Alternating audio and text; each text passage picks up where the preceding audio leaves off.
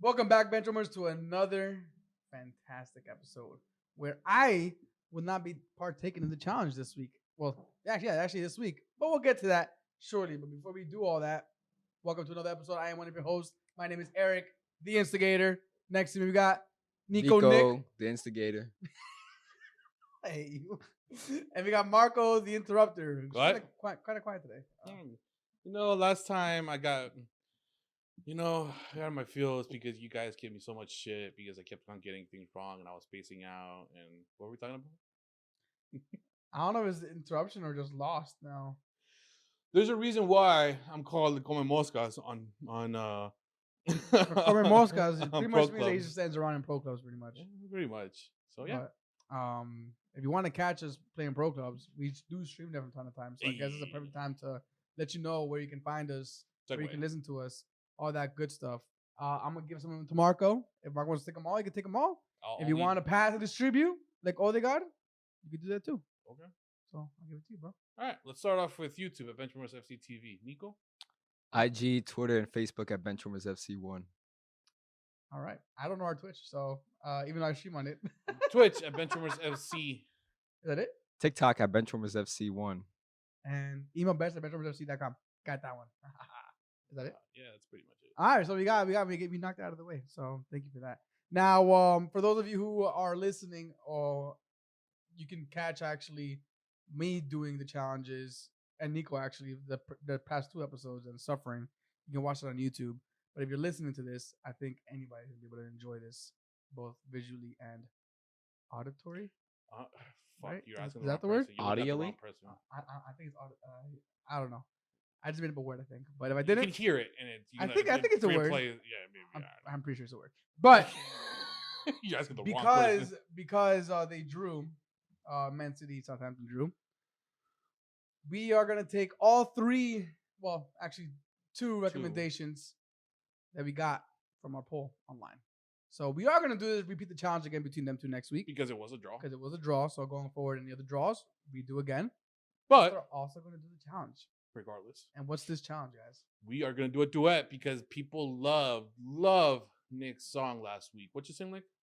I sung Bohemian Rhapsody by Queen Yeah, at okay. the beginning. So because of that, they just wanted to hear his beautiful voice one more time. But this time you're But accompanying this him. time, I'm going to be right next to him singing right along. Okay. All right. So I don't want to spoil the song for anybody. course, I'm of sure course. if you guys, once you guys hear this banger, it's gonna bring you back in the day. Nah, it's not really. It's It's a banger, isn't it? It's a banger. It's a banger. sad It's song. It's gonna make you It's- think. no. It's gonna make you think of like, damn, that's back in the day, right there. It's going to bring you, yeah, It's it's gonna going bring- to bring you back to a If you're- certain spot in your childhood. If you're a '90s baby, you're gonna know. I mean, honestly, if I you're don't like know. '90s and above, like Yeah. you'll know exactly what the song is. So I mean, he was the one that petitioned it. He was the one that's so- like, this is the song that I and want to he's, like, sing. 10 years I'm like, younger than us. yeah, Nick, yo, Damn, you're 10 years bro. younger than us.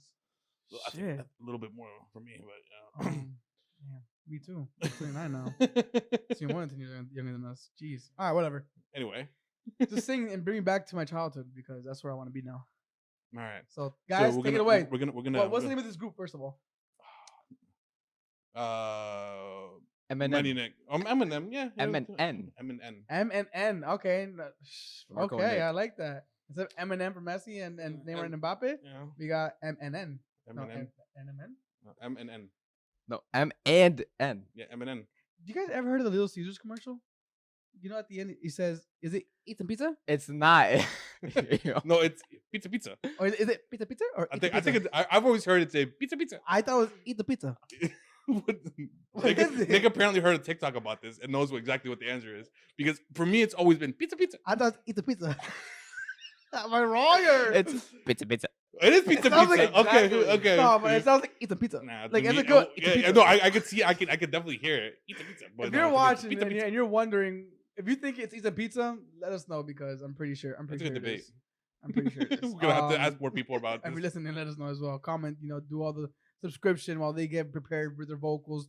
The Yeah, I'm nervous. I haven't I'll let you sung guys. I'll in let a you guys while. practice that. I'll remind you guys just so please give us a like, comments, share us, subscribe, hit the notification bells. We have new things coming out. It goes a long way, and it really helps us get more exposure. And again, we want to have you on the bench to sing along with us. You don't have to sing. They're gonna sing This time. this time. We don't know if the time that you come, you end up singing. It may be, or maybe you just eat the pizza. I don't know. Or pizza. One of those. So now that your group is eminent, Well, I got the chills over man, here. he's excited. He's excited. Yeah. Eminem. Eminem, right? Eminem. Okay, Eminem. Take it away. All right, we're gonna slow this one down, right, Nick? All right, I'm gonna kick this one off. Are you ready, kids? Aye, Captain. I can't hear you. Aye, Captain. Oh, Who lives in a pineapple under the sea? SpongeBob SquarePants. I'm stubborn and yellow and porous as he. SpongeBob. If nautical not to be something you wish, SpongeBob SquarePants. then jump on the deck and flop like a fish. SpongeBob SquarePants. SpongeBob SquarePants. SpongeBob SquarePants. SpongeBob SquarePants. SpongeBob SquarePants. I can't whistle. Fuck. Thank you. There you go. That was A beautiful rendition. That was of beautiful. I SpongeBob. can't wait to You wanna share clip that it? on our platform Thank you, because thank you. I enjoy that one the most. Finally, it's not me throwing up. It's actually hitting some beautiful music and bringing it back to my childhood. So thank you guys for that. That was beautiful. that was going. I So got in my feels. I almost I had a little tear drop coming down my eye. you remember how old you were when we started watching that show? You You see, I've remember- seen it in 2 different languages, so I want to say Wait, I when was did it come out? First of all, I think 2000. yeah. 2000. So Yeah, I was yeah, only 8 years old. yeah, I was 2010. I was in. Never mind. I was in. Never mind. Came out in 1999. Okay, so the year I left, yeah. So it was recent, bro. It's almost the same time as Pokemon. Yeah, wow, that's crazy to think, and it's still around because I see every now and then. And thank you for that memory. If you guys enjoyed that as much as I did here, listening to that live, please like, share, and let us know what the next song should be for whoever's doing the challenge. But without further ado, I think it's time to get into this game week action. It was a lot A lot happened of this action week. this week. Let's get it. Let's get it. Let's do it. I'm just doing that. I haven't reffed the game yet. What? I haven't reffed the game yet. It's funny because you did Really? do the whole Yeah, I thing. just finished the soccer season now, so now like I want to get into it, but I just I don't We're gonna know. do what? The indoor soccer now? I don't know. No, wait for next season. I have to get me certified again, Oh fuck! and I Really? haven't done one game. Oh shit! Never mind. So, Then. we'll see. My coaching perspective, my refereeing perspective isn't dialed in yet, but I'll always give my opinion, guys. You know that. So to kick off this game week, let's do it the first game of the week, which is Friday.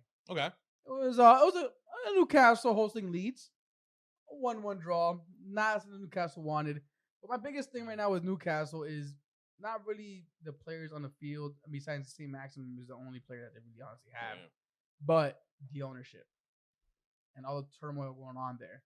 I'm not sure how deep into you guys are knowledgeable on Newcastle, but what do you guys think is gonna happen with Newcastle? Is this the season where they may go back down into the championship, or are they gonna find a way out of this? Or is Ashley gonna end up selling the club and finally get some proper investments in there? Because that's been the biggest issue with them. They haven't really properly invested. Yeah, they bought Joe Willock for 25 mil, but that was a bad move on them in my opinion. But that's neither here nor there. What do you think is happening with Newcastle this season? On the first question you asked about them going down, I don't think so. I think they have a lot of class, individual quality players, like you mentioned, Saint Maximin, Willock, Callum Wilson has proved that he can chip in with some goals. So I don't think they're gonna go down. But on the ownership, I mean, Newcastle are a humongous club, Huge. especially back Historical. exactly. I mean, they had the best goal scorer of all time in the Premier League Yeah. with Alan Shearer. So going from that and with one of the best players of all time in the Premier League, then going well, they don't have bad players. It's not what they obviously used to be. So in my opinion, it would be nice to see a club of that stature reach to where they were again. Well, there was a bid made last year or 2 years ago for some rich Qatar. I think ownership was going to come in, but the big six said no. We just kind of fucked up because that shows that they run the league. My question is, wouldn't it have made the league better? Correct, but that would also mean that Liverpool, Man City, United, Arsenal, Spurs, and who's the 16th one? Chelsea? Chelsea, yeah, would have more competition, meaning less chance for Europe, meaning Which is less funny. money. Which is funny because like Arsenal and like Spurs right now, these past couple seasons, they're no real threat to the It other goes to top show the six. corruption in the leagues. But I mean, I think yes, they should sell. I think yes, they should bring somebody in that will bring in the money. But I also agree with Nick. I don't think they will drop. I think they have the quality to remain in the league and figure out what's their next step for next season. Okay. All right. So that was the only game for Friday that led us into the weekend, the Saturday game. The first game that kicked off was Wolves versus Brentford. Brentford 2-0 win for them. Wolves are not looking anywhere near what they looked used to under Nuno. It could be the new coach. I don't know what it could be, but they got to figure it out. They have quality players. For them, Yes. for example, I'm not really worried about them going down because I think they have a really good team. But they're just not performing, and I don't know what this coach. I is feel doing. like these Wolves are missing Nuno, These and Wolves. Nuno are missing Wolves. Yes. Because Nuno hasn't found his. Yeah, we'll talk about that a little bit later. Yeah. So, but I also feel like Wolves is like it's one of those like sleeping giants that in a little and like give them a little bit of time and they'll figure their pace. Now, the way that they're playing, I don't see them seeing. I don't see them being part of the top 10, but I also don't see them worried about the relegation zone. So they're gonna be in the comfortable middle, just figuring things out and just making it to the next season. I mean, I completely agree with you on the for me. It's obviously just get to the season, get some players back. Pedro Neto, he tore his ACL last season. He was one of their best players in my opinion. Mm-hmm. If not, young prospect. yeah, the Portuguese. Oh, I mean, they're all Portuguese, Fabio but Silva, right? Fabio Silva, he came from Porto. Yeah. But they have a lot of young kids, and for me, just get through the season, bring in some players, and also, I mean, you got the likes of Menez. I don't know what they're gonna do with Adama Traore, whether they're gonna keep him or sell him. But like I said, get to the season, new season, next one, fresh start, go back at it again. And hopefully, I want to see them back to where they were a couple years ago because that team was just it was one of those teams that we think are they're defensive, they're gonna sit deep, but also they have like Traore, but they also play some nice football at it with some times with like Jimenez and Traore. So yeah, I think this is like a fair time to ask this question: is Traore overrated, or is he properly rated, or is he underrated? I feel like he is right between properly and over. I feel like he has had his moments where you can say, okay, this is his class, but but he doesn't stick to it. Like he's one of those players that does amazing for 1-2 games and then falls asleep for like 10. And then comes back and does one or two good things and then falls asleep again. Like I think he has potential. I just don't think that he has a consistency to be a great player. So I think like his rating, I personally don't rate him high, so that's why I'm saying it's Yeah, like yeah. okay, Yeah.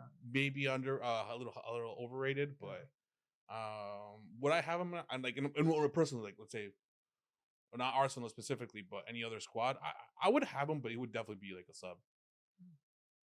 I think he's properly rated just because nowadays everyone doesn't really rate him as much. You know, I think everyone's like, oh, he can't finish, da da da. his So decision making is my take on him horrendous. is that I would like to see him under a better manager than the one they currently have, and see how because he's still very raw. Yes. So a raw player under a great manager, whether who we think is a great manager or whatever, they're gonna explode. So I would definitely like to see him other whether it's like Chelsea or maybe some other place, La Liga or French league. What was the big name that he was associated with this summer? Barcelona for a while. Was it Barcelona? I believe. Barcelona, I thought it was I another. I think thought there was another United as Premier League. well. Okay, maybe that it was But that. he was definitely linked up to the Barcelona because I think he was given their academy. Yes, that's where he came from.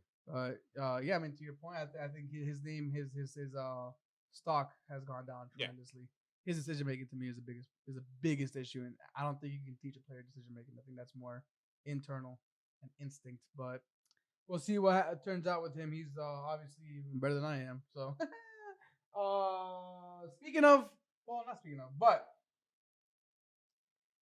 Traore didn't show up this game. Near the Wolves for the most part. Honestly, it was kind of a quiet game. Brentford were down to 10 men. I think after the 60th, 70th minute or something like that because of a red card. So Wolves didn't really show up, and near the Man City. But you know who did show up? Were the fans. The fans were there and they were loud. I was looking at the attendance just to make sure I wasn't going crazy. It looked like they had a packed house, Okay. and they drew to Southampton. I mean, and that's the reason why we're saying. on top of that, there was some controversy in the game. Uh-oh. Where Walker should have won. They should have conceded the penalty, and Walker got a red card, which got somehow turned around. I have absolutely no idea. So he was given a red. I didn't see the game. So he was given the red card, and they gave him the penalty. They rarely do that. They rarely take. Correct. To your point, refs rarely go back on their decisions when it comes to penalties like that. And in my opinion, that was the only option for what happened, which was a complete foul. And they reversed it. I don't know why. I don't understand. That's messed up because speaking of consistencies, we've seen it in the past. It's far. Yeah, that we say okay, they're being over dramatic with this red card. If it's going to be a penalty, it can't be double. It's a yellow plus a pen, right? That's what we've thought it was, right? Or am I wrong? I don't know the rule anymore, dude. Honestly, I gotta give up on trying to keep track with it because every year is fucking different. They change the rules every year just to kind of allow more goals. Didn't we get a red card off of David Luiz and Chelsea? Correct. Yes, and that's neither here nor there. But okay. that's a bar rabbit hole we don't want to fall down right now. Yeah, that's true. Where I really wanted to go with this was 0-0. Man City didn't sign a striker. They spent $100 million on Grealish. I think we can all agree that that's probably a little bit too much money for one player. Maybe they could have invested that somewhere else where they really needed it, which is a striker, which they don't have. Correct. A prolific striker, that is. So, you go into this game. I mean, you're expected to win this game. You're Man City. Pep, and I've been hearing this. I've been listening to a couple of podcasts. I've been hearing this around a couple of different opinions, different times. Pep is a madman. And his biggest weakness is himself. True. Because he overthinks everything, and then he ends up. We've seen it. He ends up, yeah, exactly, overcomplicated. We saw in Champions League. Stubborn. I'm trying to word this properly, but it's kind of hard. But there's a fine line between winning games and winning games boringly. Like if you win games, you're always happy, but it feels like Man City are just kind of like a boring team to watch, and they just win like 5-0, and the other team does nothing all game. Is Man City a boring team to watch? And I'm not saying that's my opinion, but that's what I've been hearing through other non-Man City fans. So I wanted to see your guys' opinion on that. If that's really what you think. I think it is kind of fun to watch because seeing complete dominance on your side is very, very rare or unlikely. But do you think that Pep football is boring? My opinion, I personally don't think Pep football is boring. My opinion is that I think he's the greatest tactical manager of all time.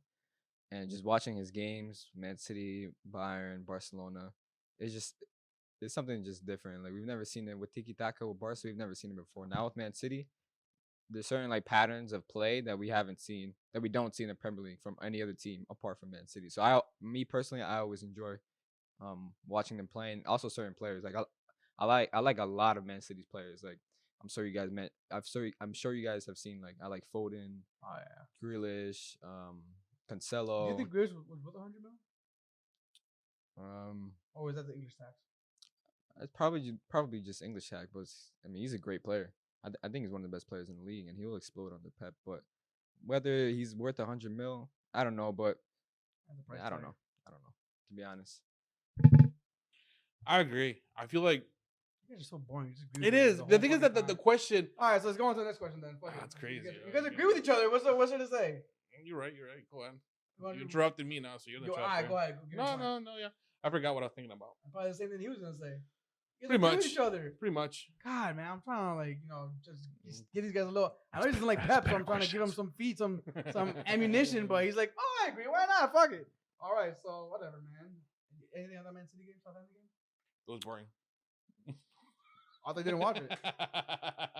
Oh, I'll say something. I feel like a lot of people are underestimating them. They always have it's not always a shaky start to the season, but it's not definitely a start to the season That you'd expect from them. that you expect from Man City. And I think I mentioned to you guys out of these last 4 seasons, three out of those 4 seasons, they got on a 15+ game winning streak. So I still think what's gonna hurt them at the end of the season is not having that prolific striker. yeah, that can be a problem. That's gonna hurt them because when it comes to crunch time against Southampton, you need that guy to put that goal in, and that would have been Harry Kane, which it was. It's not now, but the game was boring. 0-0 result. Let's go on to the next boring game. Burnley Arsenal. Boring if you're a neutral because it was a boring game to watch. Not much happening. It was a lot of just defending, and it was very Brexit game. You know how Burnley is, but I'm happy with the result, Marco. I don't know about you, man. I think even though it wasn't the game that we would all expected, it's a result we needed, and we had to get it however possible, and we got the result. So what? How do you feel about the game? How do you feel about the performance? And then I'll ask you a question or two after that. Yes, it was. It was a slow game. I mean, Burnley. Yeah, I mean that's the thing with Burnley. You expect to be a slowish game, and it was. And I was hoping to see something more, at least from Arsenal. But at the same time, we are how we are right now. My expectation is here, and the reality is down here. So for those of you listening, he has his My hand is expectations high, so my expectation is like 80, and they're actually showing me like 40, let's say. But we did need this result, and at the end of the day, a win is a win. I love Odegaard. I love what he's bringing to the team. I like the fact that they gave him the chance to take that free kick, and he scored it. Yeah, not Pepe, which kind of surprised me. Yeah, Pepe's yeah, been exactly. Like the left, foot specialist there. But they're like, yeah, shit. I don't know if it was already pre-planned. Training. Because Pepe wasn't even standing around there. He knew that Yeah. Odegaard was going to be the one to do it. Yeah. And maybe it was training. Maybe they already had discussed it beforehand. It's like, all right, Odegaard's taking him today, and it worked out. And I'm happy. I'm happy that 1, he got the goal. 2, that he's in the team, and 3, that we're seeing a small changes, but there's changes. Like you said, Pepe would have been usually the person to take it, but this time, no. It's like, okay, Odegaard's taking it. I want to see that. I want them to continue doing that in the upcoming game, especially with the Spurs game coming up this week. I don't think we saw small changes. I think we saw huge changes with the likes of keeping Ramsdale in the goal. And keeping that back four. And not only that, I guess this is a good time to ask this question, and I'll just keep going from there. But Xhaka's red card, I feel like kind of was a domino that fell. It was a blessing in disguise. A blessing in disguise where it triggered, or I guess it sped up the process for Arteta to get his players into like, you know what? There's no time to like ease you in. You're in. You're my guys. I brought you here. You guys are playing. Yeah. And what did we see? Party was the holding mid. He dropped back in with the center backs right in the middle between them. Mm-hmm. That's why Bernie barely got through. And we had two 10s. We had Emile Smith-Rowe and Odegaard playing up top above him. Mm-hmm. And it wasn't the best performance from I would say from Emile Smith-Rowe and Saka, because they have been kind of dipping in form, which is expected. They're 20, 21 years old. They're kids. Yeah, they're still learning. They need a Aubameyang to lead them, Party to lead them. But I think these are big changes that we're seeing, and I personally think Ramsdale has just earned his spot, and it's his spot to lose now. I don't think Leno's going to get back in the team unless Ramsdale gives it to him, gives him the chance to do that. And that, to me, is huge to do, especially because you have a keeper of Leno's stature he's a big-time goalkeeper. He's not a bench rider. He's not a second string. To have him, to bench him in the beginning of the season already, that's a big, big shout for Arteta to do that. So, big changes, and that's what I was going to ask you. Do you think Xhaka's thing was a blessing in disguise? I think it's one thing. Yes, Xhaka's thing was a blessing in disguise. I think the fact that he was getting that red card gave us two games to figure something else, new out. Will he come back to the lineup now that he's out? I really hope no. I really hope they use him as a sub, but we'll talk about that on Thursday for predictions for Ramsdale. I think he's winning over the fans already. Yeah, 100%. And the crowd, if the crowd is behind him and he keeps on showing, it's 2 clean sheets so far that he has. Granted, it's Norwich Burnley. Correct. Relegation. Spurs is gonna be the big name that we have to, the big hump that we have to cross over. Correct. Let's hope that 1, he's placed as a goalkeeper, and 2, that we just keep this going. Yeah. Sloppy wins, but we're figuring shit out, and we're at least getting that 1 goal to get us the 3 points. I'm already a fan, in my opinion, on Ramsdale. To be honest, and Yeah. you were one. I think we all were one to say kind of like 25 mil for him, really? yeah. And that was all our reaction was like, really? Maybe those kinds of players who play for relegation teams, maybe they just need. There's one side of it where they get a big transfer and they don't live up to it. Maybe he's that kind of player where like, man, I'm ready to move, man, and whichever big club picks me up, I'm ready to go. And maybe he was that kind of player who just needed something fresh. Yeah. Not something fresh in terms of a different club, but a different club in stature. And maybe that pressure from fans, feeds him. In my opinion, I think he's brought like, A lot. obviously you said the fans back him, but also culture into the team, especially into the back five. Like when I look at the back five and the back four of Tierney, Gabriel, Ben White, and Tomiyasu, they're very binded. Yes. Which in any back four ever, you have to be binded, because if you're collectively or if you're individually apart and not together, I mean that the back four will never work. So me personally, I like seeing those, especially because two of those players are new. So it's not like they've been seasoned together and for like 2 years. Ben White, 3 of them. Exactly. So 3 of them are new, and we already see them binding. If I'm not mistaken, at the end of the game, they're all like hugging each other. So I mean that's always great to see, especially in their defense, because team chemistry goes a long way in performances and results. Damn, and I'm happy to hear you say that, because that's very true that Ramsdale has brought that to the back, which we had. And credit to Leno, because he's a great keeper. No, I'm not discrediting him for anything. You know, he's done what he's done, but he just doesn't bring that extra factor, X factor that Ramsdale brings. One, Ramsdale looks 10 times better at distribution than Leno, 100%. Which for Arteta's playing style, it's absolutely key, because with Leno, it was just you're just playing with fire there. It's a mistake waiting to happen. There was a prime example against Burnley last year when the goal happened, where Leno passed the ball at Xhaka. Xhaka didn't know what the press was coming from, and he freaked out and gave the ball on goal. The same instance happened with Partey and Ramsdale. Ramsdale's yelling at him, telling him where the man's at and pointing where the free man's at. What happens? Boom, boom, boom, out. That's simple communication. It's not hard, but it's not hard when you do it, but it's not easy to learn. You get what I'm saying? If you could tell, Ramsdale's been doing this his entire life. He's won player of the season for the past 3 clubs he's been at. I think you're right, Nico, where he's like, okay, I did my job. Now I'm ready to show the world what I have. And he's doing it right now. Again, Norwich, Burnley, take it with a grain of salt. They are relegation teams, but they are Premier League teams. Now it's time to see him go against Spurs this weekend coming up. But yeah, man, he dominated the box. He took off that pressure that we always do on set pieces and corners. Like, oh god, here comes another goal. He claimed every single one, and the penalty that he saved, like the almost penalty, that's quick feet for him to get that ball. And one, and he didn't go for the player, and ass. 2, he. Yeah, Ben he White. went for the ball. And it was an awkward. It's an awkward save too. Like the way that he had to save it. It was an awkward one. Ben White had a rough game, unfortunately, but I think defensively in my opinion, had a great game. Just his distribution wasn't what it was there. You good? It was a fly. Oh, I don't know what you're doing, but that's Arsenal in a nutshell. Pretty much. A lot of good things to take away from this game, but again, just take it with a grain of salt. We got a real test coming, and let's hope for the best. For all you Arsenal fans, for you Spurs fans, fuck you. We'll talk about you guys later. Yeah, man, that's the Arsenal. So let's go on to the next game, which was Liverpool.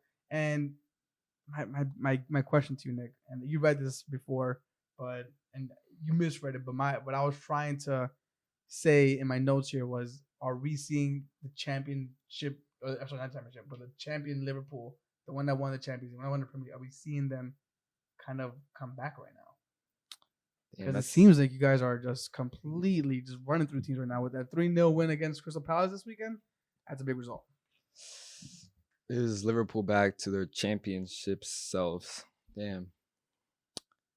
I'm gonna go with the percentage. I'll go with 80% self, with that 20% being that some of the players aren't just not the same that they were 2 years ago. But the overall like structure of the whole team, the spine, it's always still there. So in my opinion, they've been playing well. Like the likes of the spine, Alisson, Van Dijk, Matip, Fabinho, they've been playing they're playing phenomenal in my opinion on the same form that they were a couple years ago. So I'm gonna go 80%. 80% of what they were from 2 years ago. You guys had a debut this weekend as well. How do you think this? Do you think Konate will take actual with Joe Gomez? Joe Gomez, my tip, You yes. think he's gonna take your spot? And it's gonna be Van Dijk, Konate. My take is always when Liverpool spend over like 30+ mil on a player, that player is guaranteed to start in the near future. And in my opinion, Konate is going to be one of the best center backs in the world. Maybe like in a year or two. How old is he? He's 20. I want to say 22 or 23. And the guy, today they play in the Carabao Cup, and the guy is just like, he's so physically just gifted that it's a joke when he goes up against a striker. And for me, it's only been 2 games. The only flaw with him that I personally think will come with time, especially playing next to Van Dijk, is his positioning can be maybe lackadaisical at times. But in my opinion, I think that'll get fixed real quick. So I was pretty happy with his debut, especially. I mean, this is the Premier League. I mean, any defender who comes in from another league, especially the Bundesliga, which I don't rate as highly, when they come in from a league like that, and I see definitely points in the game that was like, damn, this is nice. It's definitely good to see. So yeah. Yeah, and not only Konate, but you guys also have depth in the left back position as well with Simicas. Costa Simicas, and man, is he just as good, if not better, than Robertson? I don't in a certain aspect. Well, overall as a whole, he's not better than Robertson. Mm-hmm. But offensively, in my opinion, he is. I think he offers a different attacking threat. And the way he crosses the ball is a little bit different. With Robertson, when he crosses the ball, it's almost like a low driven across the goal. With Costa Simicas, it's like a curve where it curves away from the defender, and it's always on the player's head. So if you look at some of his corners from the Palace game and from the game before where he played against Burnley, every corner that he plays is literally on the PK spot for whether Van Dijk or Matip to get. So in my opinion, I told Eddie and Edgar this. I think in a couple of years, I think he'll overtake Andy Robertson. This way, I look at this Liverpool team, and I'm thinking back at the time when you guys are still kind of rebuilding, and how Klopp built you guys up. He did it from the front back. You got your front three, then you got your midfield stall, and then when you guys brought in Alisson and Van Dijk, it was boom. Those were the missing pieces. And now he's starting to build back up, from back to front. Now he got Simicas, he got Konate. You guys got him last year. He just didn't play, I think, at all, right? No, Konate? Yeah. No, he came in. You're thinking about Simicas. He came in last year. He just didn't play. That's right. Yeah. So, and now you got Thiago Silva. So now they're building up front, but the up front don't look like they need any replacing anytime soon, because you have Mohamed Salah scoring another goal, Sadio Mane, who Nico loves, scoring another goal, and you got Naby Keita doing whose celebration was Cantonas. that? Yeah. Cantona celebration. Now did I just score that? Like, yeah, he was. I don't know if it was surprised or like maybe he didn't even believe.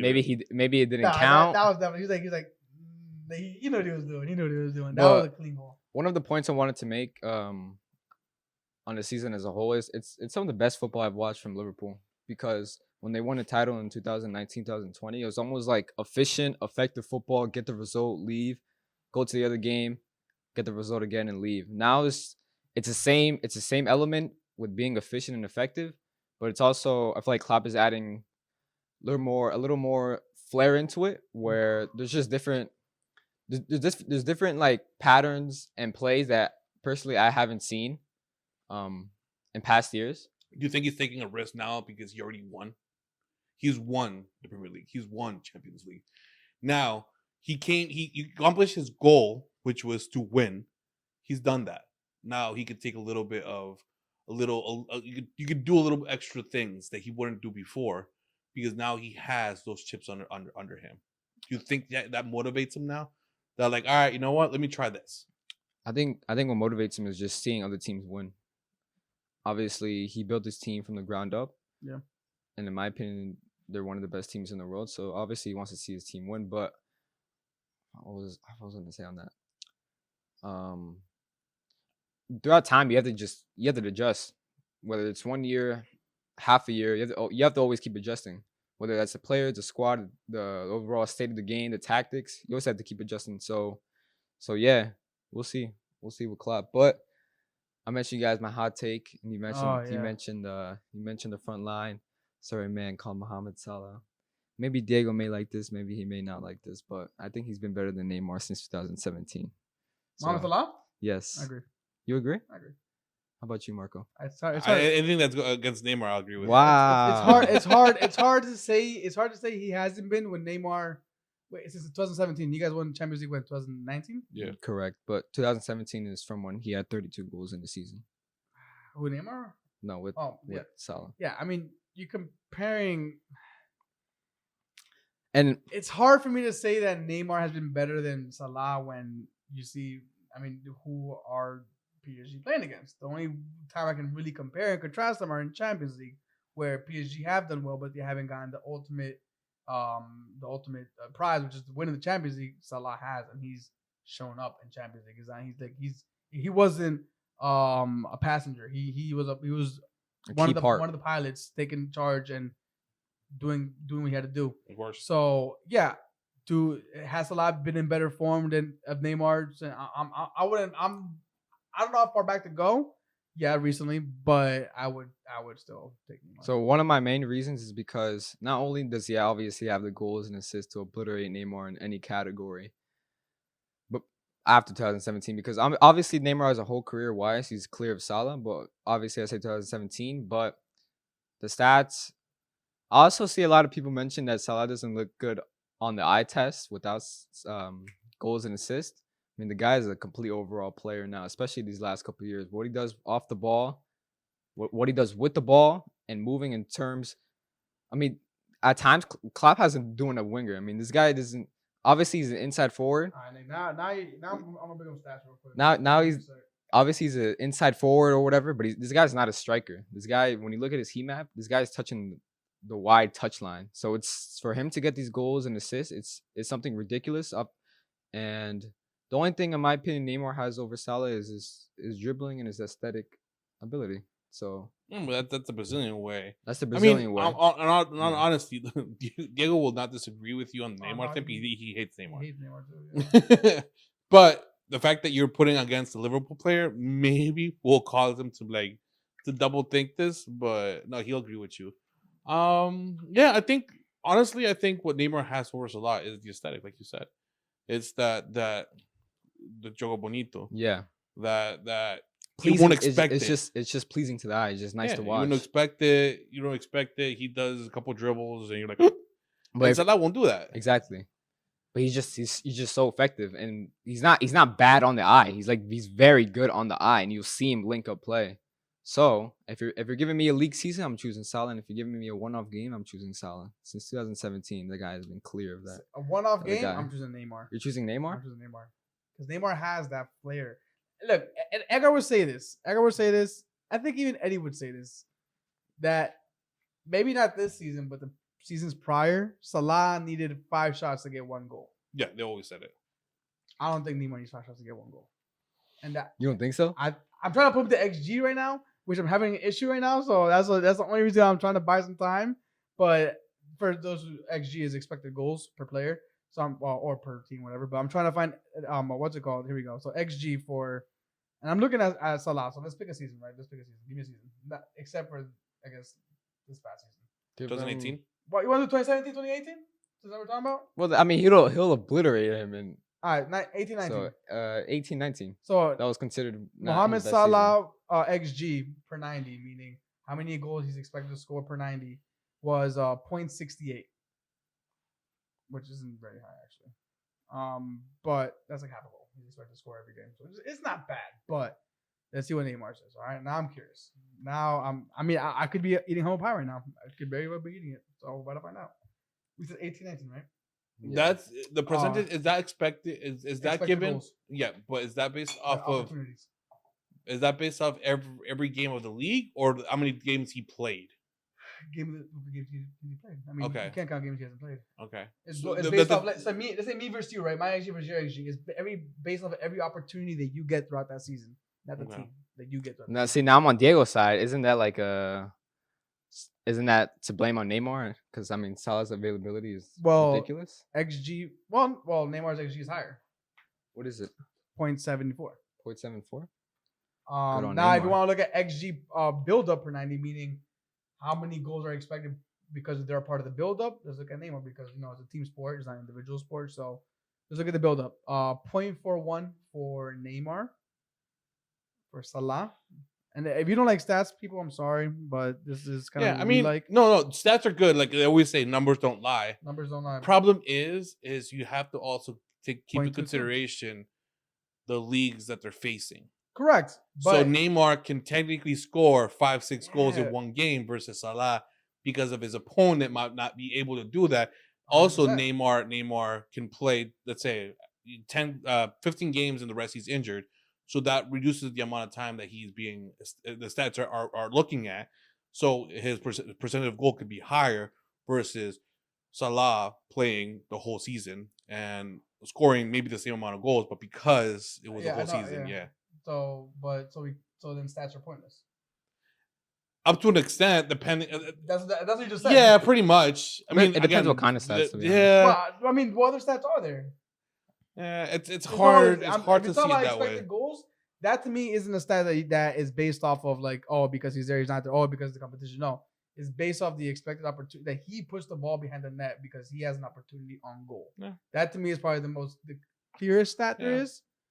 I And might agree with I'm you not on saying that Neymar one. blows him out of the water, but I mean he is higher, but It's what? It's a it's- 0.15% difference, 0.10% difference. 0.15, yeah, roughly. But there's a change, but they're different players as well. Like Neymar has so much freedom on the The only pitch. reason why I brought that up because it's like it's not really a Twitter debate going on right now, but there is like some I could- talk going on Twitter about that. So Listen, the thing is that with Salah, I think is because Neymar has a lot more hype and is a bigger Yes. name, and he's Brazilian. He played with Messi. He was part of the treble-winning Barcelona, and you have Salah, who came in from Roma, he was sold from Chelsea, didn't have the best time there, went to Roma, he started making a name for himself. I think he was in Fiorentina too, was he not? yes, He did pretty well too, right?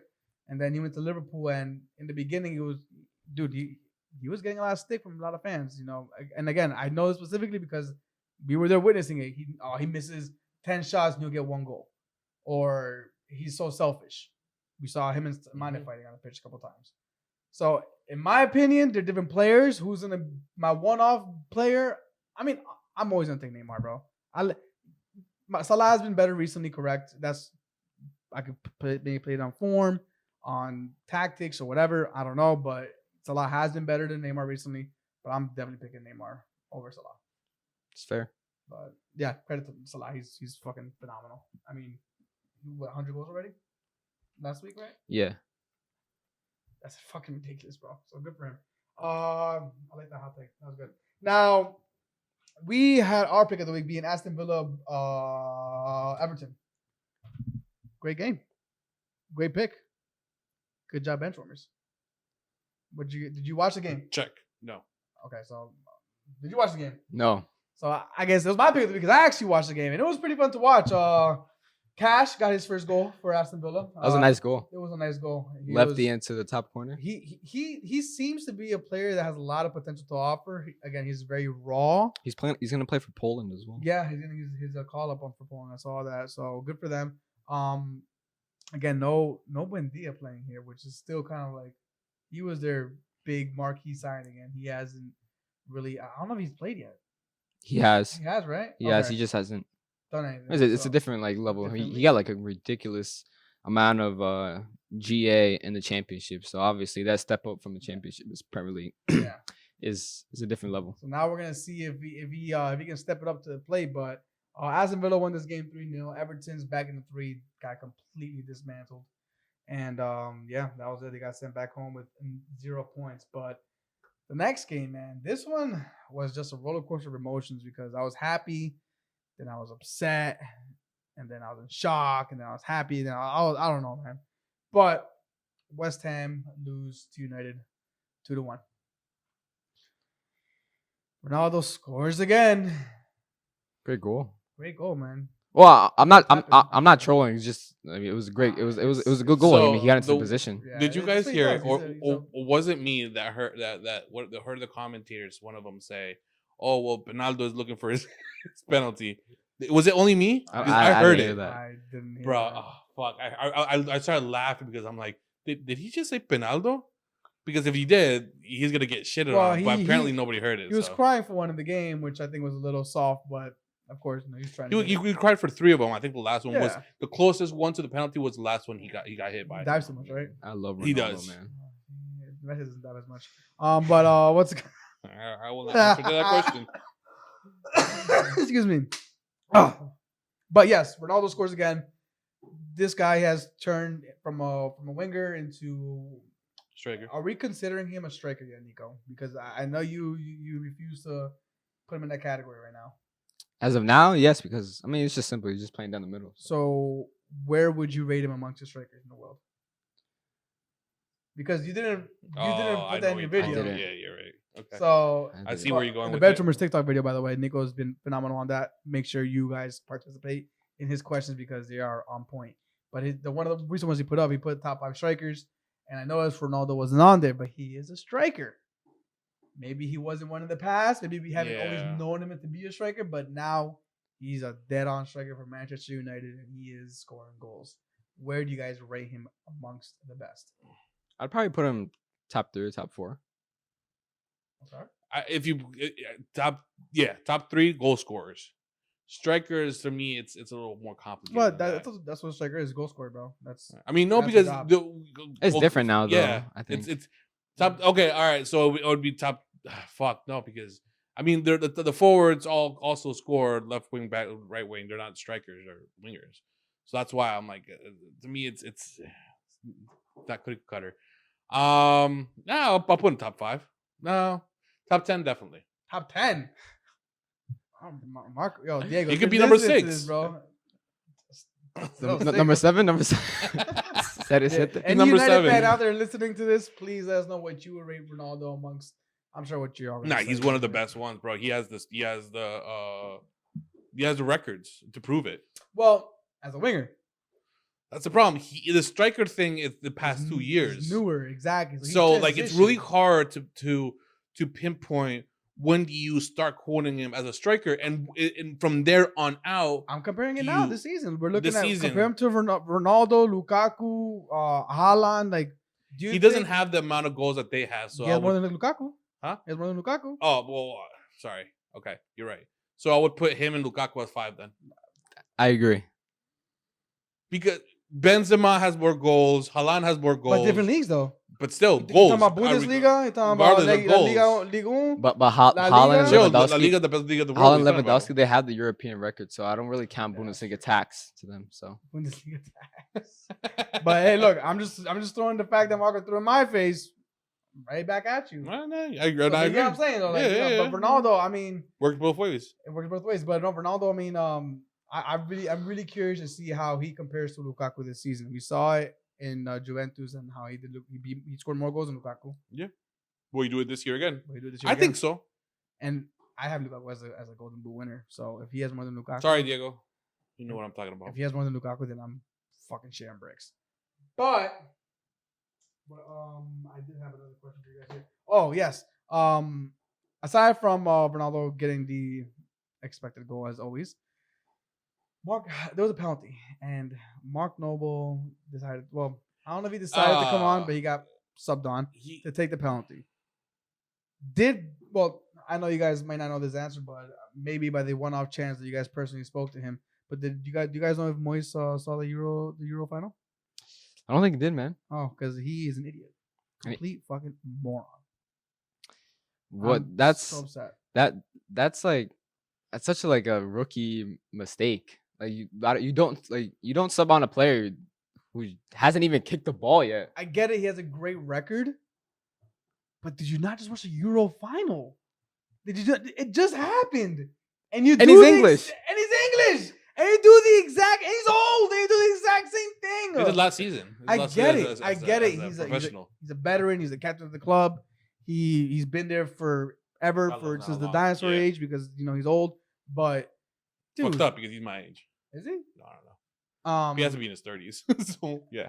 But I also upset. Credit to De Gea though. Great save. It's not like phenomenal it was a bad save. penalty. It was One a hand good shot. Great save on De Gea. Ronaldo helped him. And then 2 seconds later, what happens? Lingardinho. It was raining the stars for it to happen. Hey, what'd you say? Lingardinho. No, De Gea saved and then Lingard. Didn't it happen afterwards? No, it was out. The save was after. After the it Lingard was- you're goal. right, It you're was right, for you're a right. tie. It was for the tie. You're right. You're right. I'm sorry about that. But regardless, Lingard scoring was kind of raining the stars. Yeah, it was a cup. His That comeback. comeback. It was He didn't redemption. celebrate it, though. Redemption. He did. He put his hands up. They pushed him to celebrate. Yeah, that's And cool. then that's when he went like. But I'm like, Ah, good for but him, man. Like I like that. I I respect always that. appreciate a player even on a loan. No, not big. Connection to the team, but still who does did it. it? Who did it to Real Madrid? James. Wait, what'd he do? James still did the Against Bayern. shit. Yes. Oh. Bayern scored against Real Madrid, and But he the- started no. celebrating like crazy. Yeah, but the thing is that bro. Wait, it he really did? depends on where they play. Yeah, they were playing. They were playing and Allianz. yeah. So he sold the shit out of it.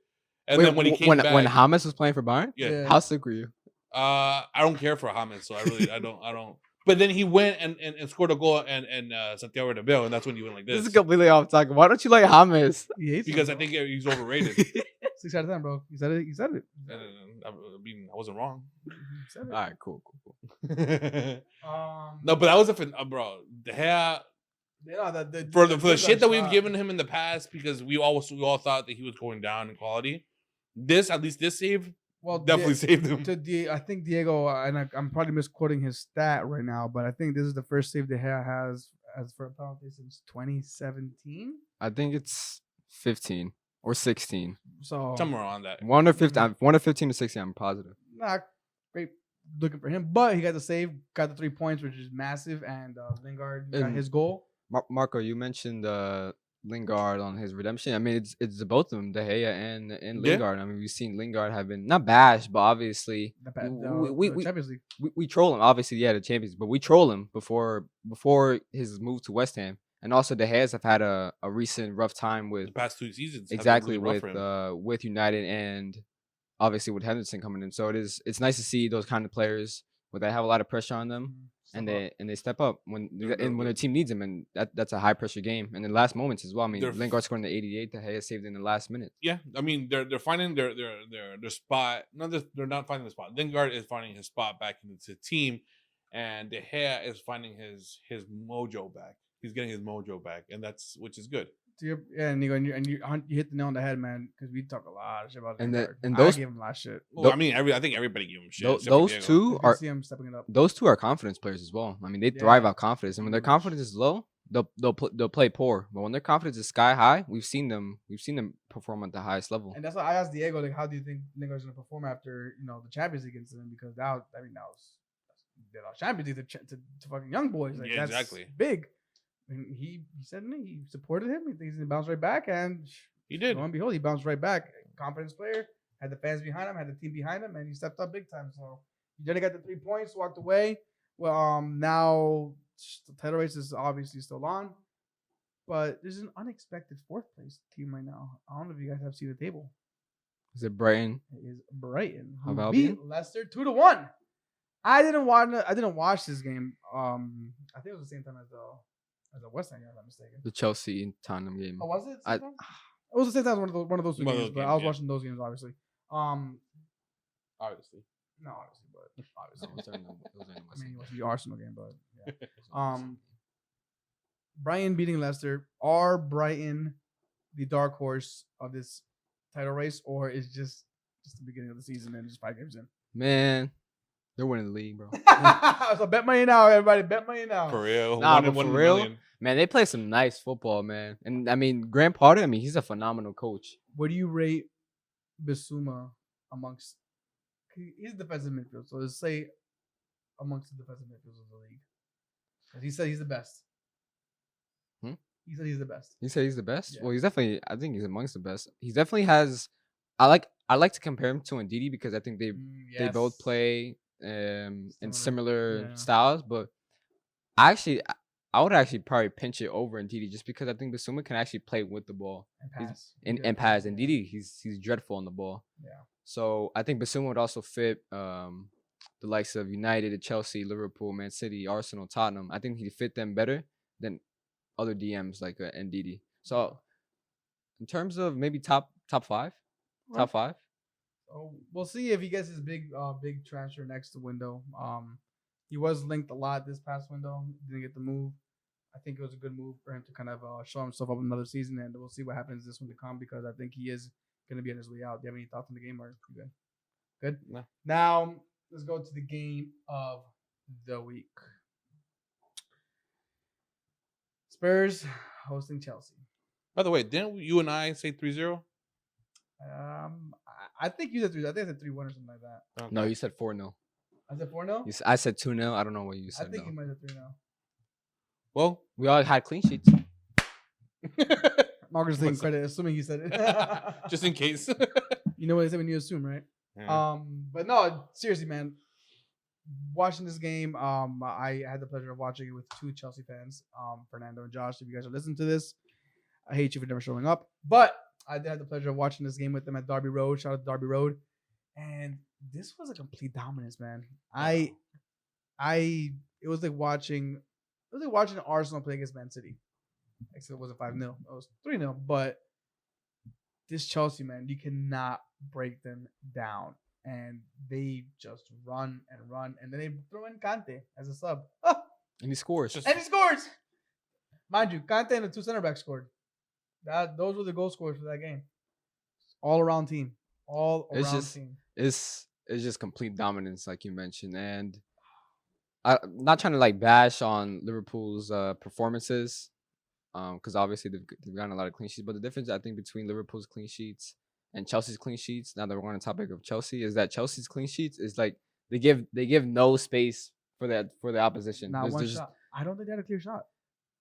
with Liverpool, they at times they can give like a 1v1. I want to mention Alisson has faced 7 1v1 situations and he's saved all 7. So obviously that's a credit to the goalkeeper, but also maybe a little bit on the defense. But on to Chelsea, it's ridiculous. They don't let the opposition not get a touch inside the box, and it's not fair. I'm really curious to see. It's really not fair. Dude, this is the XG for the game. How many goals were expected that Spurs were going to get because of the opportunities they got versus Chelsea? The XG for Spurs was 0.71. They weren't expected to get 1 goal from the chances they had this game. Chelsea were 2.59 and they got 3. Scoring above XG. That's big. But to your point, Nick, they don't let anything get by them. Yeah, big Nothing. chances that Spurs had 1. That's what I'm saying. Their XG is not even 1. Yeah, and then Chelsea had 3 and they scored all 3. Big chances. It's crazy how dominant Chelsea. And they have quality players to bring off the Quality. bench. So we bash Werner, but he brings a different aspect to their front line. Oh man, He opens up drags so much players out. space. Yeah. And I know it's kind of like a Troy thing to do when you start saying, "Oh, this guy," when you start getting like very tactical with players just to like That's the game. make up for their It's the game. maybe their missed chances or whatever. But he brings a different aspect to the game. It's a part of the game. And also like I feel like the only like worry for me with Chelsea, if I were to be a Chelsea fan, would be their front line. Because obviously Lukaku is one of the best strikers in the world, but I feel like Havertz and Mount can't play together. I feel like they both their styles of game is a little too similar, and I think what Chelsea need in their front line is a player who's a 1v1 player. If Ziyech could take a player on and beat them, he'd be phenomenal. He's more of like You think Havertz can do that or Mount can do that? I don't think they can beat it. And I feel like they need a 1v1 specialist and more of a creative aspect because I feel like I like- said, Havertz and Mount kind of are similar. The specialist conversation. I just heard read this whole article on specialists, how teams that are built so specifically need a specialist in every position, and I think Chelsea aren't that team. when What's they it need called? one. This is like random, but I was reading something on Ajax when they scout players, attacking players. On players they want 1v1 specialists on basically almost every attacking player they want. Mhm. So when they scout that player They want and that trait. from the academy, they want that 1v1 trait to take players on. And that's actually kind of crazy because I actually read something else as well. Like some scouts and some coaches don't want any players to have tattoos, for example.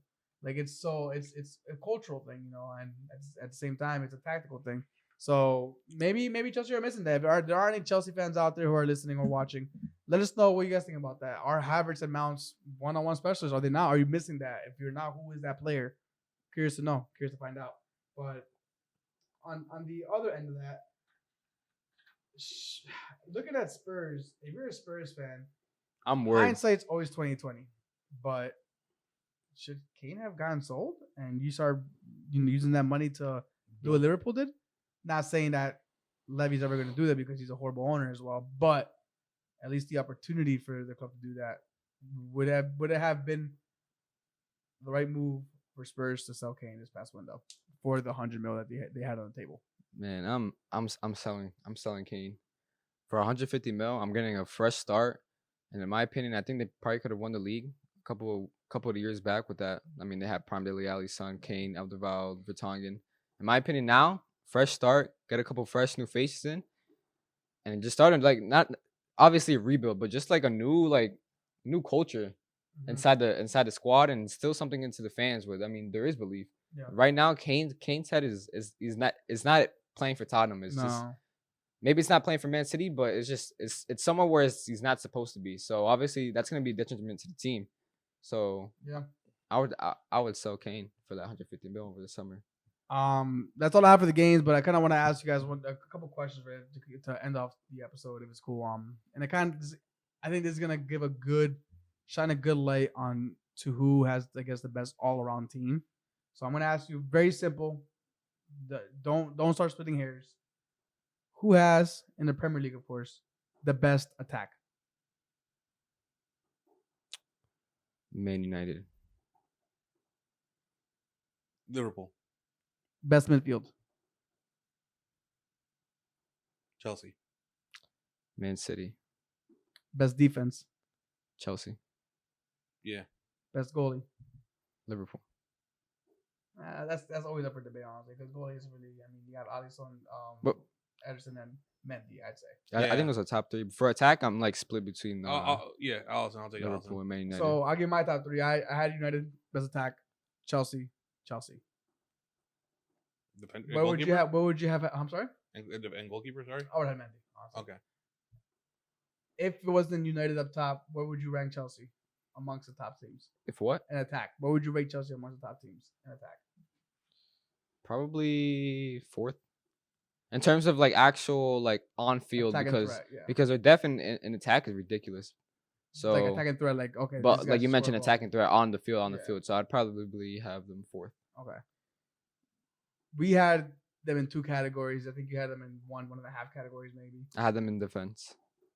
Chelsea are just a team that are so well built, and it kind of blows my mind to see how different Lampard's Chelsea is compared to with a lot of the same players. Yeah. So, I mean, experience goes a long way, but I just kind of wanted to ask you guys that, see what you guys thoughts were. I did have one more thing, but I don't have a paper one. I think I lost it. Can we have it for next time? Oh, man. There's a little one right there next to the water bottle. Is this it? Little. No, that's not it. Oh.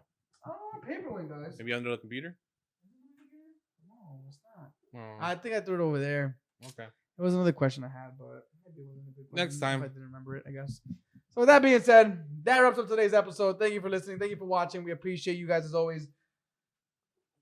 I'm sure you guys have been wondering what's this new beautiful artwork that we have here. Marco has been gracious enough to bring this to the studio, our first piece of artwork, and I think it's beautiful, man.